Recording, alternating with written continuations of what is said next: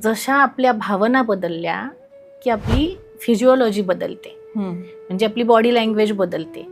तसंच आता आपण आपली बॉडी लँग्वेज बदलून आपल्या भावना कशा बदलायच्या ते पाहणार आहोत. इंटरेस्टिंग. तर एक छोटासा प्रयोग आपण करूया, एक छोटी ऍक्टिव्हिटी. नक्की. Change your physiology to change your mindset.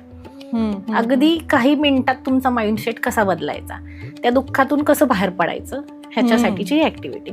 पाठीचा कणा ताठ ठेवा, खांदे थोडेसे वाईड रुंद करा, खांदे चिन थोडीशी अप करा, चेहऱ्यावर हलकस स्माइल. गुड. आता या बॉडी पोश्चर मध्ये 0.0000% सुद्धा चेंज न करता पुन्हा तो मगाशीचा दुःखद प्रसंग आठवण्याचा प्रयत्न करा. पाठीचा कणा ताठ, खांदे रुंद, चिन थोडीशी अप, चेहऱ्यावरचं स्माइल हलू द्यायचं नाहीये.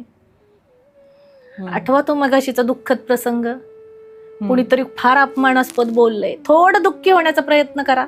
बॉडी पोस्चर अजिबात चेंज नाही करायचंय आणि थोडंसं दुःखी होण्याचा प्रयत्न करा. होता येतंय? नाही. वाटतंय वाईट? नाही. तर मगाशी जे असं गच्च वाटलं होतं किंवा असं एक एकदम नर्वसनेस म्हणलं ना मी, आता नाही जाणवला किंवा तो गोळा पण नाही आला आता मगाशी. येस, आपण फार काही मोठं केलं नाही, आपण फक्त आपली फिजिओलॉजी चेंज केली आणि त्याच्याने आपला माइंडसेट चेंज झाला. जशा भावना बदलल्या की शरीरातल्या काही गोष्टी बदलतात किंवा बॉडी पोश्चर बदलतं आपलं.